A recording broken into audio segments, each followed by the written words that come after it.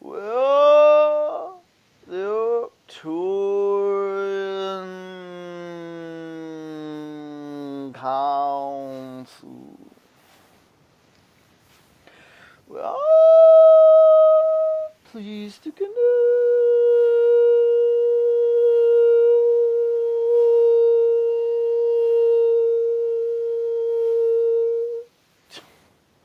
With you. Hello. Hello.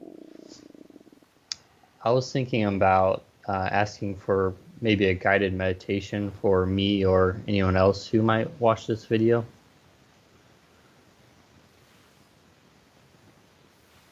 Very good. You can start by slowing down your breathing so that you are paying closer attention to it.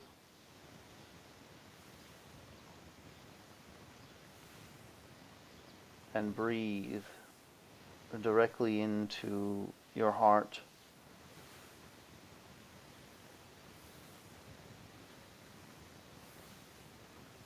Feel yourself becoming one with Source as you breathe, sinking more deeply into the present moment,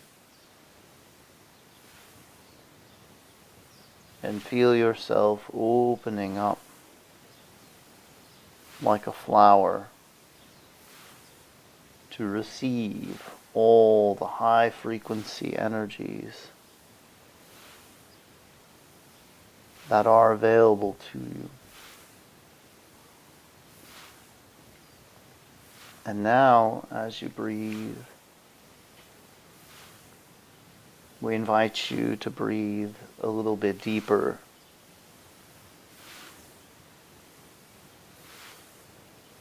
And feel your heart expanding out in all directions.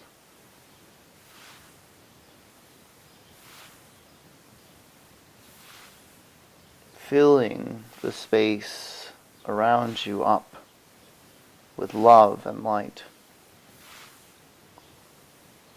Giving you the feeling of oneness with all beings.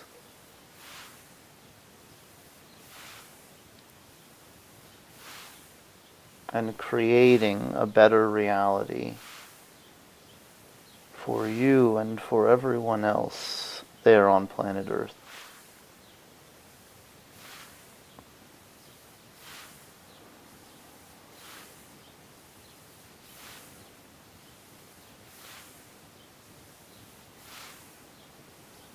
Very good. Now, did you have some questions for us? Yes. I guess I think I read something where you had talked about the point in which consciousness enters the universe, that I guess you or the Arcturians are responsible for that. Yes, there is a gate here in our system that is the gateway through which a soul enters this universe.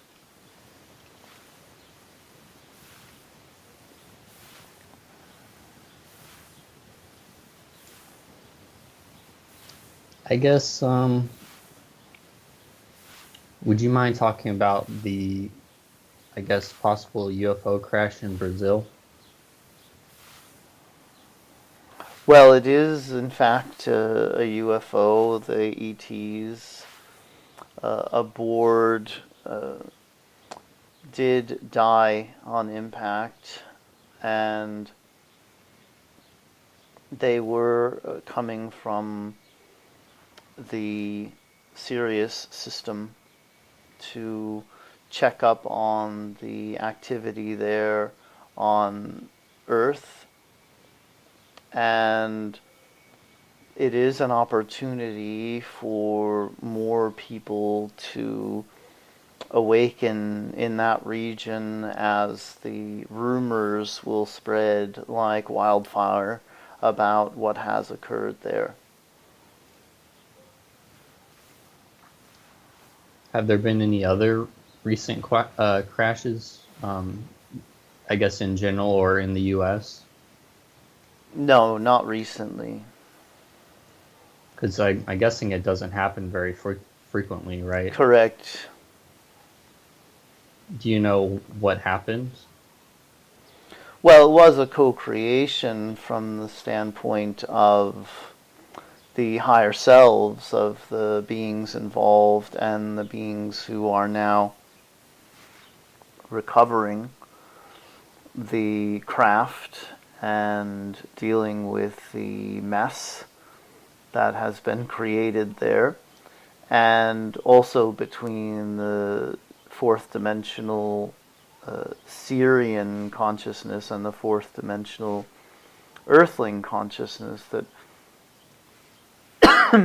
there was a desire for a type of event like this one to bring humanity closer to becoming a part of the galactic community in a real way.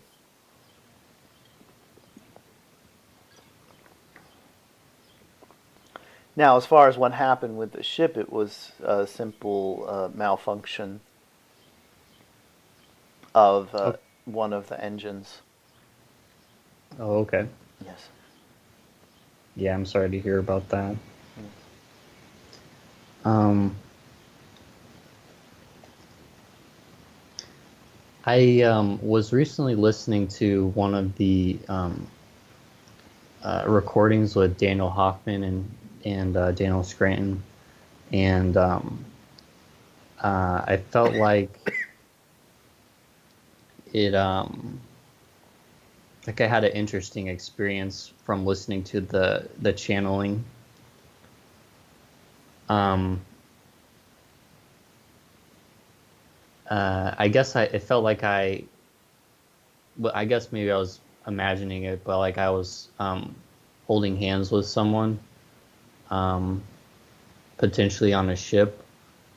Um, could you maybe talk a little bit about that experience?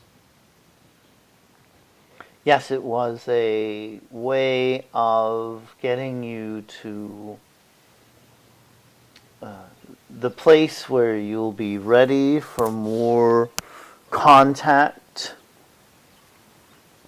in terms of your ability to channel extraterrestrial consciousness. And at the same time, it was a memory of a time when you have been aboard a ship, a Galactic Federation ship, and have made that type of physical contact. Yes, it felt very vivid, and it felt really beautiful. Yes. And then I felt like another time I listened to it, there was like a very strong hello that came through. Um, I guess you know who that might have been? That was a soul family member of yours from our star system, a fourth dimensional Arcturian. Okay. I think we've talked a little bit before about a past life in Egypt. Could you talk a little bit about that? Yes, you had several past lives in Egypt.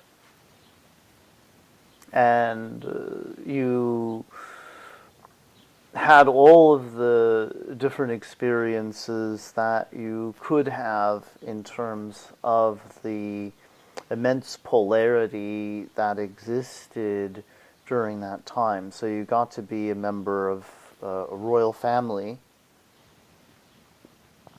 and you had the experience of being a slave and everything in between. Now, the big takeaway for you from those Egyptian lifetimes was unfortunately somewhat of a fear of the power of extraterrestrials because of how much they were able to do with their consciousness and with their technology. And when they eventually left and got in their ships and took off, you felt abandoned and betrayed by them, as though they had so much more to teach and show humanity, but that they left you without all of the answers that humanity needed. So that feeling of distrust of extraterrestrials is one that it has gone away now, thankfully, but you needed to have that experience as well for your evolution.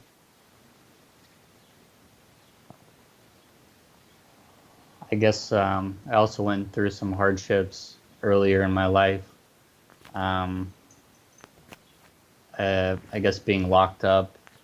Um, I guess it was, in a way, it's helped me grow to who I am today, but it seems like it was a um, hard experience. Um, why would I choose that? Or I guess would I choose that at a higher level? Or Well, ultimately, you didn't want to fit in this lifetime, and you went to an extreme of nonconformity, but it set you on a path where now it's not expected of you to fit in. It's easier for you to be one of the weird ones there on Earth who has the beliefs that you do, because you allowed yourself to go down that path, which also helped you to release some past life trauma that you experienced in other scenarios of being locked up. as you put it.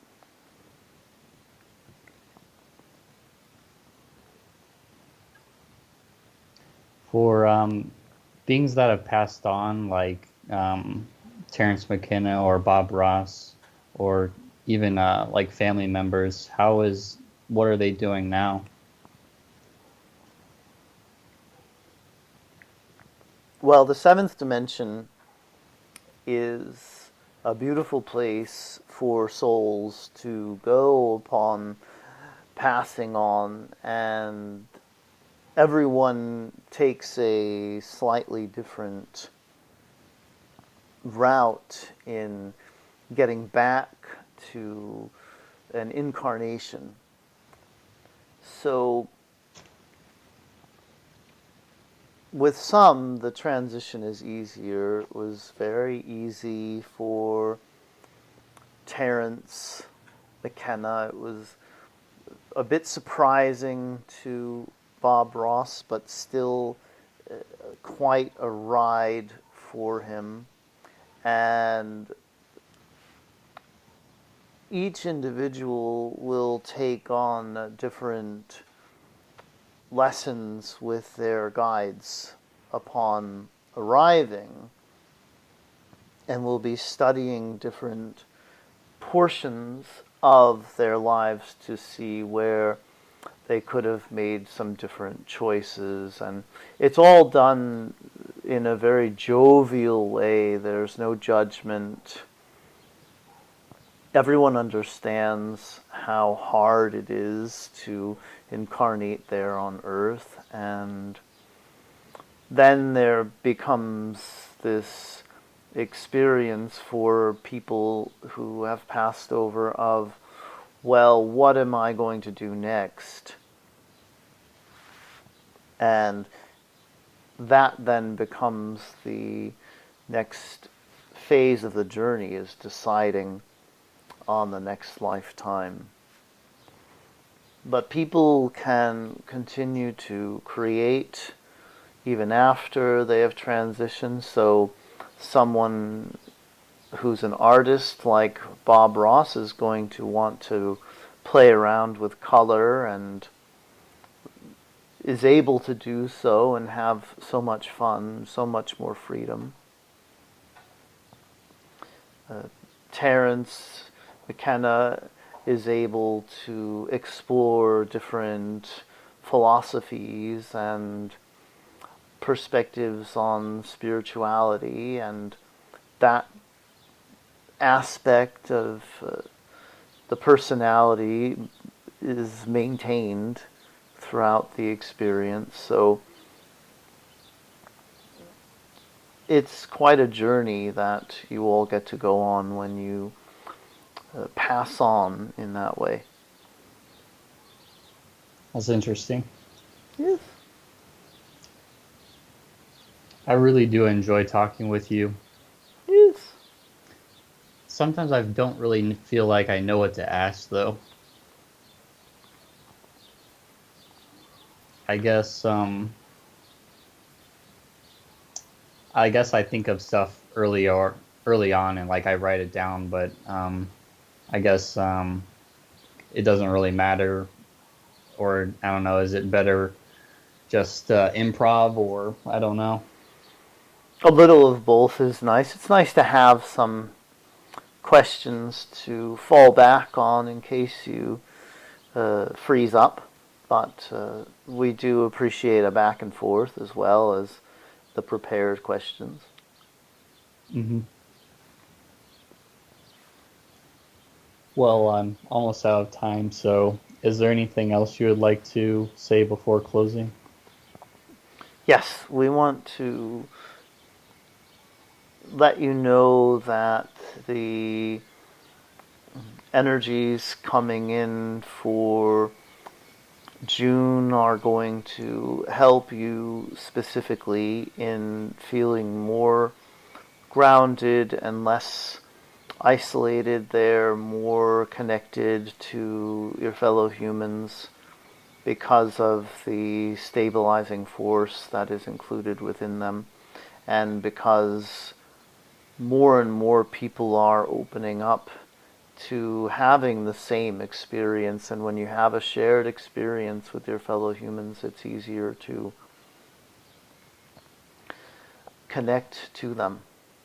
And that's something for you to feel very excited about as you move forward there, making more connections and feeling more involved in the human experience. Okay, thank you very much. Yes. We are the Arcturian Council, and we have enjoyed connecting with you. Hello. Hey, Daniel, thank you very much. Thank you, Matt. Take care. You too. Enjoy the rest of your day. Thanks, you too. Yep. Bye. Bye.